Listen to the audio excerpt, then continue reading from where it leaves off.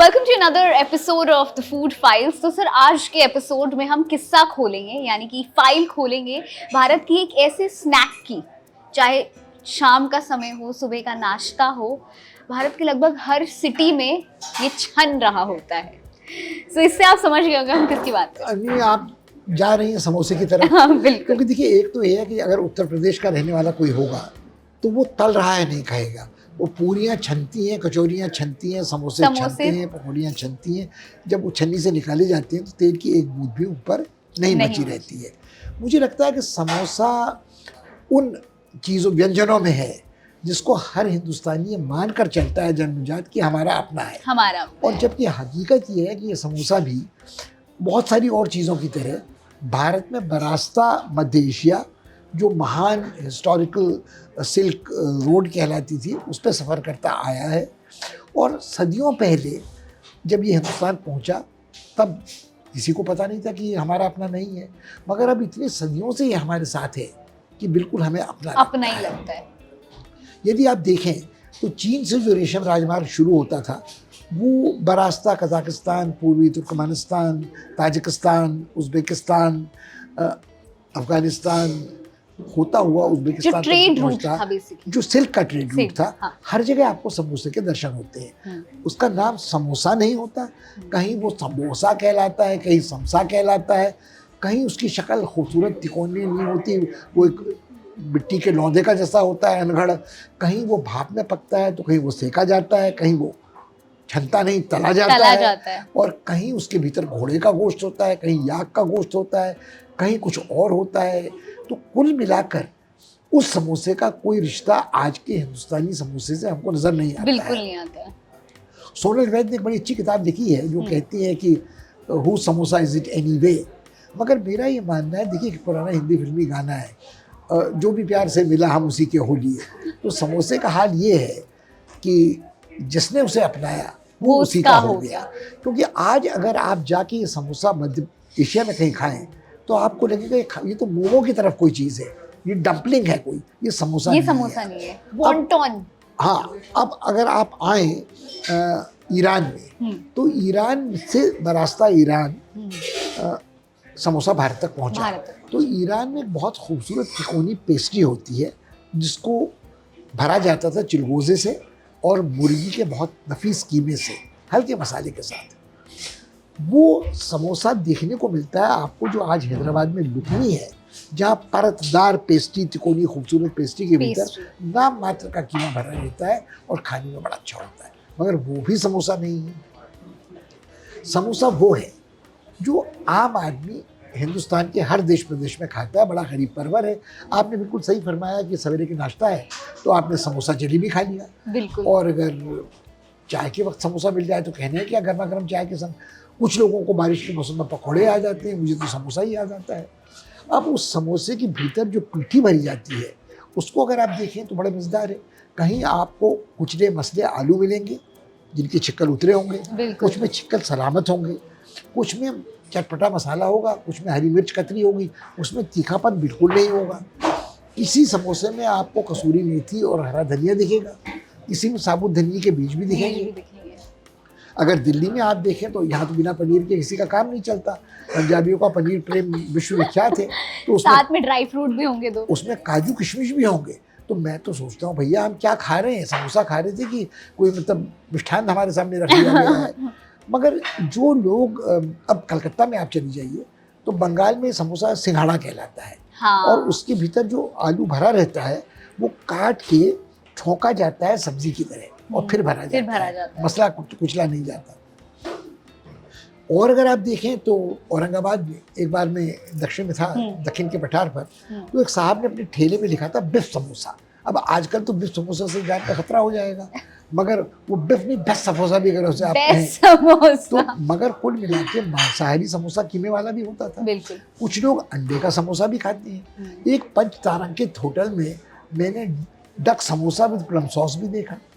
तो अब मुझे लगता है कि समोसे के इतने कायाकल्प, इतने अवतार देखने को मिलते हैं, फ्यूजन हो कि आज नहीं, फ्यूजन नहीं, मैं तुझे रूपांतर नहीं कहूँगा। अच्छा। क्योंकि आप दो चीज़ों को मिला नहीं रहे। हाँ। आपके पास दो चीज़ें हैं, आपके पास मैदे या आटे की आपने पूरी बेली बेस है, है आधा आपका। काट के उसे लपेट के गोलाकार को तिकोना बनाया डोंगा, उसमें आपने माल भरा है।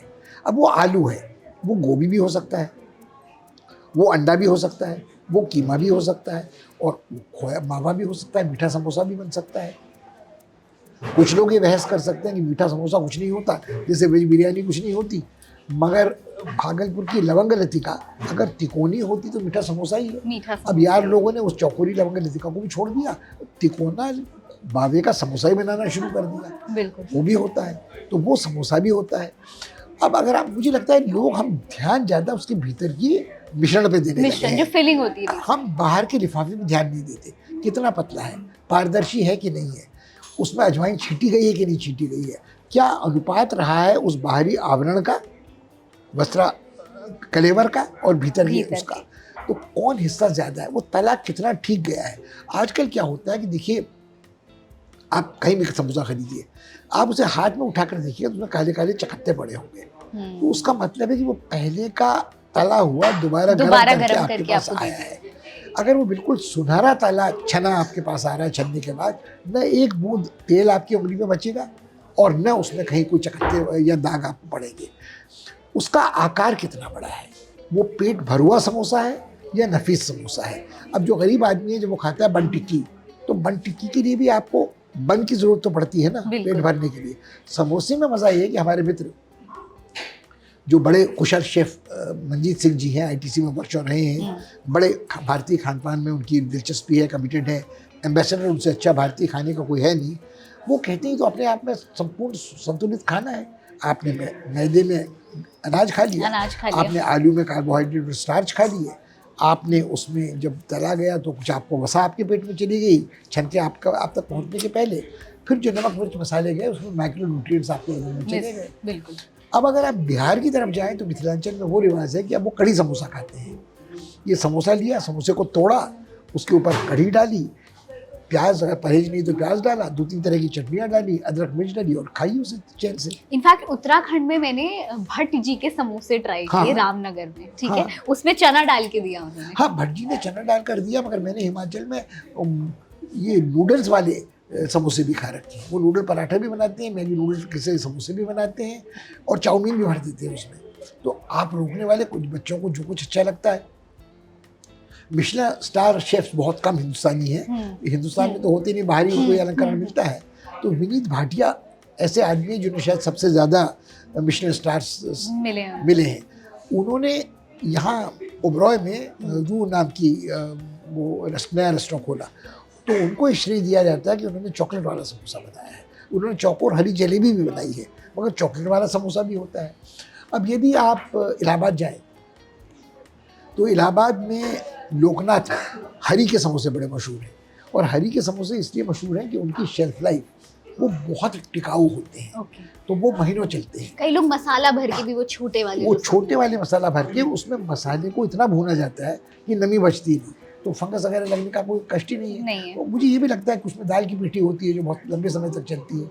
जब छोटे आकार की आप बात करें तो और समोसे बड़े मजे के हैं जो कॉकटेल समोसे कहलाते हैं। नैनो समोसे नया शब्द आया हुआ है, आपको स्ट्रीट फूड में लगभग दिल्ली के तो हर कॉर्नर पे एक नैनो समोसा का एक कार्ट दिखेगा। मगर जो नैनो समोसा था वो ओरिजिनली कॉकटेल समोसा ही था, जिसमें मटर के 2-3 दाने मिल जाएंगे या मशरूम वॉलेमो की तरह थोड़े आपको मशरूम मिल जाएगा।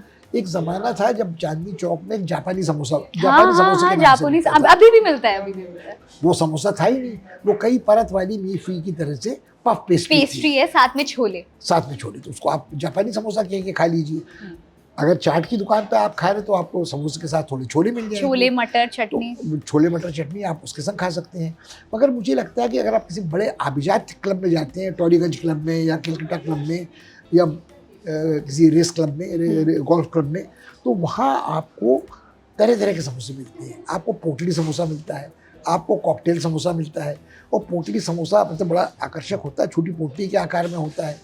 जनरली उसमें चीज़ और कॉर्न की फिलिंग, बिल्कुल, चीज़ और कॉर्न फिलिंग तो अब आई ना, कि अंग्रेजों के राज के दौरान तो कॉर्न इतनी आसानी से 12 मासा स्वीट कॉर्न मिलता नहीं था, और चीज़ भी दुर्लभ थी, इम्पोर्टेड ही होती थी। अब भारत में बहुत कुछ बनती है। तो मुझे लगता है कि समोसे के संग ये मज़े की चीज़ है, समोसे के बारे में एक सज्जन ने कविता लिखी है। वो कविता प्रकाशित नहीं हुई है, मगर वो बड़े दिलजले आशिक थे। तो उनका कहना था, तुम्हें याद हो कि न याद हो, हमें याद है ज़रा ज़रा जब हमने एक समोसा दोनों ने मिल के खाया था। क्योंकि पैसे जेब में नहीं थे, बिल्कुल फटेहाल आशिक थे। और लड़की जो थी वो मतलब आधा समोसा हमने खाया, आधा समोसा तुमने खाया। तो किसने कितना खाया, मिल के खाया, जूठे पीठे का ख्याल नहीं रहा। एक देखिए पहाड़ी लोकगीत है, वो कहता है, तेरो जूठो मैं नहीं खानियो माया ले खवायो। तुम्हारा जूठा मैं नहीं खाता, मगर प्रेम के वश में मैंने वो जूठा खा लिया। अब वो कहाँ गई, आप कहाँ गए, बस उस जूठे समोसे की याद ही बची रही। बिल्कुल। तो मुझे लगता है कि समोसा मेरी निगाह में, एक मेरे मित्र हैं जो पेप्सी में काम करते थे और अंतर्राष्ट्रीय स्तर पर उनके शोध के निदेशक थे, डॉक्टर TSR मुरली। उन्होंने एक बार मुझसे एक चुनौती रखी। उन्होंने कहा कि तुम बता सकते हो मुशपेश कि कितने समोसे भारतवर्ष में एक दिन में खाए जाते हैं। अब इसको गणना इसकी आप कैसे करेंगे? मैं आपको एक मोटा उदाहरण देता हूँ। आप कभी भी बीकानेर वाला, कलेवा, बीकानो, हल्दीराम, ओम स्वीट्स किसी एक दुकान पे खड़े हो जाइए। उस दुकान पे आप खड़े होकर देखिए कि समोसे की ट्रे कितनी है। तो जो समोसा छान रहा है या तल रहा है, जो भी आप भाषा का प्रयोग करना चाहें, एक ट्रे में 48 समोसे होते हैं। 4 या 5 ट्रे से कम एक बार में खड़ी नहीं रहती। वो बिक जाए तो दूसरी ट्रे लेके कारखाने से कारीगर आ जाता है। बिल्कुल। समोसे बनते रहते हैं, बिकते रहते हैं। तो 48 को अगर आप 5 से भी विभाजित करें तो 250 पौने 300 समोसे एक वक्त में तले जा रहे हैं। फिर वो दोबारा आ रहे हैं। अब ऐसी कितनी दुकानें हैं जहां आपको ढके, साफ सुथरे या बिना ढके, ये देखने को मिलेंगे। चौराहे, नुक्कड़, ठिये, खोमचे। अब उस पे आप कल्पना करें कि कस्बे, छोटे गांव, शहर, तो बहुत ही मजेदार ठेले, तो कितने हजारों लाखों की संख्या में वो समोसे पहुंच जाएंगे। अब मेरा लड़का जहाँ दफ्तर चलाता है बसंत कुंज में, कूड़ेदान के पास एक पप्पू समोसे वाला है। पप्पू समोसे। जब पहले दिन मैंने उससे पूछा तो वो था या उसके कोई बुजुर्ग थे, उन्होंने अपना नाम बताया था सदानंद।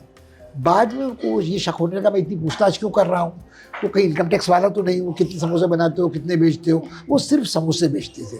तो उन्होंने गोल मोल बात करते हुए कहा कि 2-3 बोरा आलू यहाँ खप जाता है। 2-3 बोरा आलू खप जाता है। वो सिर्फ आलू उबाल के चाय और समोसे बेचते थे। अब वो लड्डू भी बेचने लगे हैं, अब थोड़ा जेंट्रीफाई हो गए हैं। तो उसे आप भूल जाइए।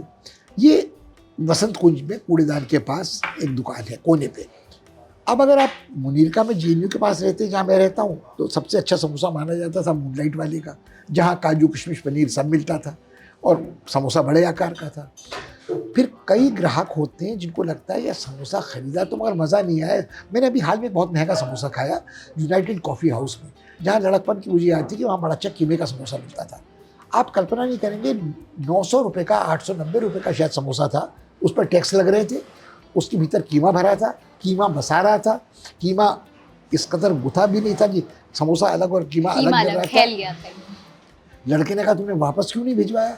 मैंने कहा मैं इसे वापस भिजवाने नहीं आया हूँ, मैं तो अपनी यादों का जनाजा उठाने यहाँ आया हूँ कि कभी यहाँ अच्छा समोसा मिलता था, वो समोसा तबाह हो गया है।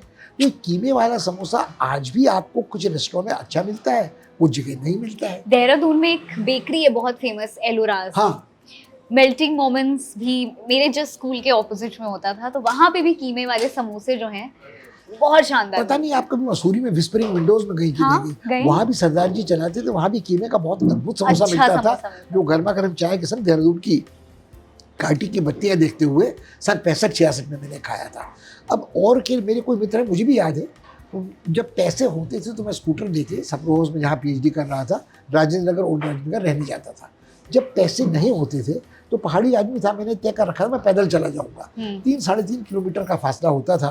मैं कनॉट प्लेस से चलता था और रामकृष्णपुरम की क्रॉसिंग में आश्रम चौक पे हार्डिंज अस्पताल के पीछे एक समोसे वाला बैठता था। वो सिर्फ समोसे बेचता था और गुलाब जामुन बेचता था, कभी कभार जलेबी। तो वो रामकृष्ण आश्रम के चौक पे वो समोसा तब से अब तक ऐसा है, उसका जायका बिल्कुल नायाब है। अब दिल्ली यूनिवर्सिटी में किसी से आप बात कर लो, बिट्टू के समोसे की बात करेगा, मगर बिट्टू का तो, बिट्टू जो अंग्रेजी में कहते हैं ना, Bittu was not even a twinkle in the eyes of his parents when I was teaching there. अगर मेरे लड़के को भी बिट्टू की याद नहीं है, जो मेरे दिल्ली विश्वविद्यालय में पढ़ाने के 20 वर्ष बाद वहाँ गया। मगर जो लोग पढ़े, जो उनको हॉस्टल में रहते थे, वही समोसा सबसे अच्छा लगता था। तो समोसा कम खर्च है, बांट के भी खाया जा सकता है, बिल्कुल सही पेट बात भर देता है, मिर्च मसाला तीखा है, चाटा चटपटा है। तो मगर अब देखिए, जैसे मुझे फिर और यादें आ रही हैं कि मेरा लड़का बहुत छोटा था, हम लोग नैनीताल से रात की बस में दिल्ली से नैनीताल पहुंचते थे, घर लौटते वक्त दुकानें नहीं खुली होती थी। भवाली जाने के लिए जो दूसरी बस थी उसके चलने में आधा घंटा 45 मिनट समय लगता था। अखबार वाला अखबार उतारता था। शाहजी नाम के एक सज्जन थे जो बस स्टैंड के बाहर चाय उबाल रहे होते थे और समोसे बनाने की तैयारी कर रहे होते थे। जितनी देर में हम थोड़ा चहलकदमी करते थे, पहले समोसे बनने लगते थे। शाहजी हमारे ऊपर तरस खाकर शायद जल्दी भी करते थे, फिर हमारी देखा देखी कुछ और पैसेंजर खड़े होते थे। तब मुझे याद आता है 5 पैसे का समोसा था, 5 पैसे की चाय थी। पुरानी बात है, 1970 के दशक की अंत की, और वो समोसा गजब लगता था। भवाली में हमारे घर के पास कुमाऊं मोटर ओनर्स यूनियन के स्टॉप पर एक और जोशी जी थे, उनकी दुकान पे भी समोसा बनता था। अब पीछे पलटकर याद करें तो वो समोसा बहुत बेकार था, बहुत बड़ा समोसा था, उसमें भरवा में सामग्री कम थी, मैदा ज़्यादा होता था, तवा ठीक से नहीं जाता था, तेल की मात्रा ज़्यादा थी, मगर वो तब अमृत लगता था। वो जो कहावत है ना कि भूख मीठी की भोजन मीठा। तो मुझे लगता है वो जो गाना और है कि हर नया मौसम पुरानी याद लेकर आएगा, मुझे लगता है कि हर समोसा एक पुरानी याद आपके मन में करवट बदल देगा। बिल्कुल सही बात है। समोसा और चाय एक इतना लीथल कॉम्बिनेशन है और उसके ऊपर इतनी वार्तालाप, इतनी बातचीत, इतने किस्से हो जाते हैं ना कि आई थिंक एक एंडलेस कॉम्बिनेशन है। हम लोग ऑफिस में भी बैठे रहते हैं या कहीं पे भी बैठे रहते हैं, कोई बोलता है कि आज यार पार्टी दे दो तुम, तो सबसे पहले होता है कि अच्छा चलो 20 समोसे मंगा लो, नीचे वाले के यहाँ से समोसे मंगा लो। छायूस वाला भी समोसे भेज देता है। वो छायूस के समोसे बड़े नामुराद है वैसे, और उनके आकार भी छोटा है, वो तो मतलब ब्रांड नेम चल रहा है। मगर पड़ोस से जो नीचे से समोसे मंगा लो गर्मा गर्म, और डोंगे में गर्मा गर्म जलेबियाँ आ जाए तो कहना ही क्या, पार्टी पूरी हो। बिल्कुल।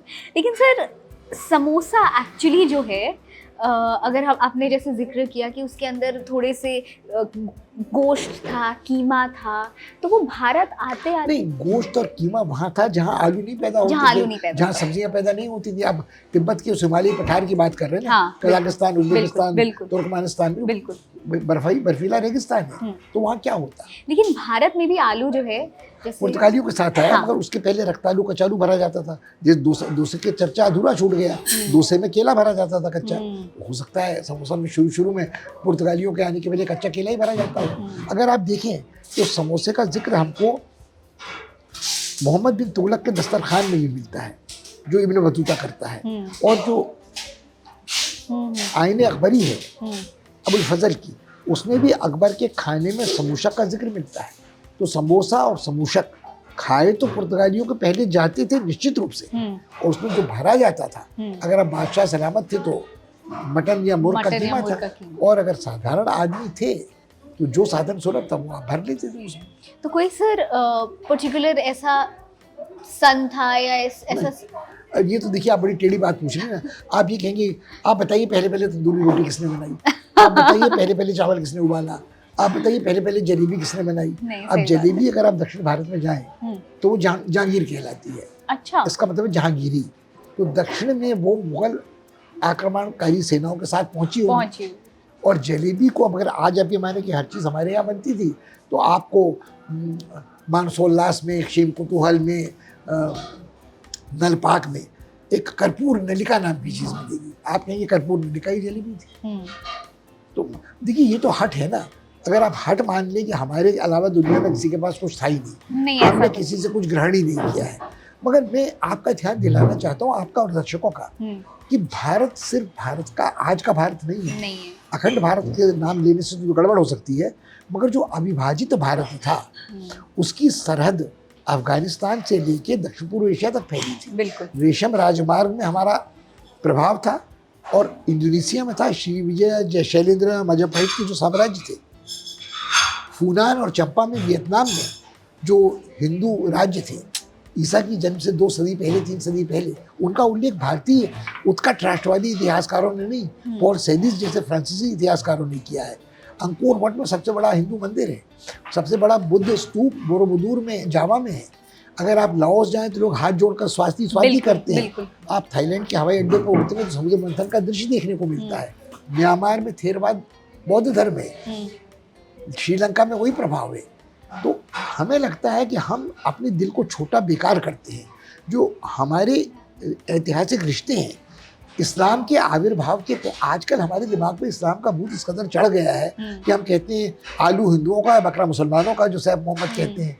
मगर यदि आप देखें तो ईसा की जन्म के कई वर्ष पहले सिंधु सरस्वती सभ्यता में हमारे रिश्ते समुद्री मार्ग से, हम व्यापार कर रहे थे बिल्कुल फारस से, मेसोपोटामिया से, सुमेर से, अफ्रीका के पूर्वी तट से, मिस्र में एक मम्मी की नाक में काली मिर्च का दाना मिला है, जो यहाँ से गया था वो वहाँ सौंपा जाता था।